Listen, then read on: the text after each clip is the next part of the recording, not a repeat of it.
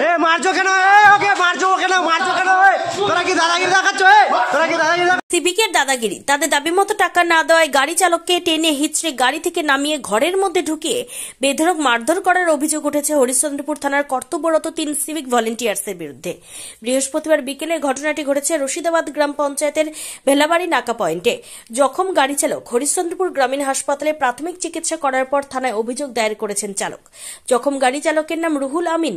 তার বাড়ি হরিশ্চন্দ্রপুরের বাংরুয়া গ্রামে। স্থানীয় সূত্রে জানা গিয়েছে গাড়ি চালক ব্যবসায়ীদের গরু ডালখোলা হাট থেকে নিয়ে আসছিলেন। সঙ্গে ছিল গাড়ির মালিক। ভেলাবাড়ি নাকা পয়েন্টে 3 সিভিক ভলেন্টিয়ার গাড়ি আটকান।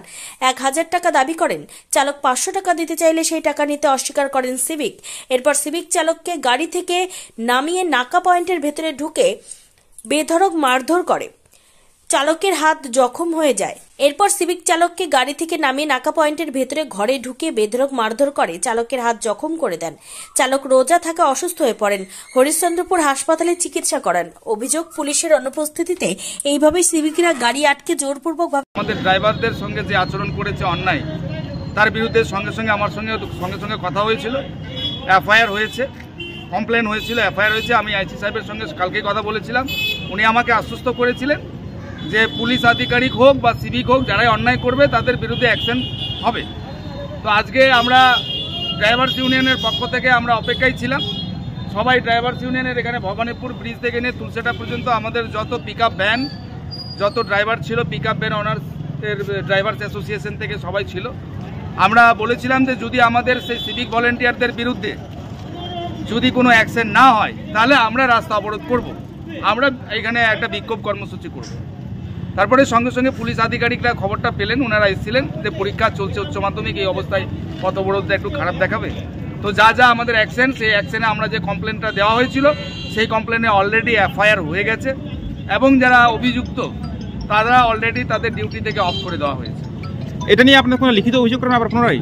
আমরা তো এটা গতকালকে লিখিত অভিযোগ করেছি। আজকে আমাদের হরিশ্চন্দ্রপুর থানার আধিকারিক এসেছিলেন মাননীয় জাকিরবাবু। উনি বললেন যে আমাদের ড্রাইভারদের যদি রাস্তায় আরও কোনো অসুবিধা হয়ে থাকে বা কোথাও যদি এরকমের আরও কোনো কাণ্ড ঘটে থাকে যেগুলোতে ড্রাইভারদের অসুবিধা হচ্ছে, সেই কারণ হোক, তাহলে ড্রাইভারদের আরও অভিযোগ হচ্ছে রাস্তায় আটকে নাকি ট্রাফিক ও পুলিশ নাকি টাকা নিচ্ছেন বলে দাবি করছেন তারা। আজকে আরেকটা আমরা খবর পেলাম, এখান থেকে ড্রাইভাররা ভবানীপুর ব্রিজে, আমাদের যে এই ভবানীপুর ব্রিজে ট্রাফিক ওসি, ওনার বিরুদ্ধে অনেক অভিযোগ আমরা পেলাম, ড্রাইভাররা বলছে। সেই অভিযোগগুলো আমি আপাতত আইসি সাহেবকে জানাবো যে যদি ট্রাফিক ওসি এরকমের অন্যায় অত্যাচার করে তাহলে আমাদের লিখিতভাবে একটা যেতে হবে। কিন্তু আমি প্রাথমিকভাবে এটা আজকে যেহেতু ড্রাইভাররা সবাই জানালেন, আমি আজকে এটা আইসি সাহেবের কাছে নলেজ এই ব্যাপারটা দেবো। আরটিওতে নাকি মান্থলি টাকা দিতে হয়, সেটা অভিযোগ করছেন তারা।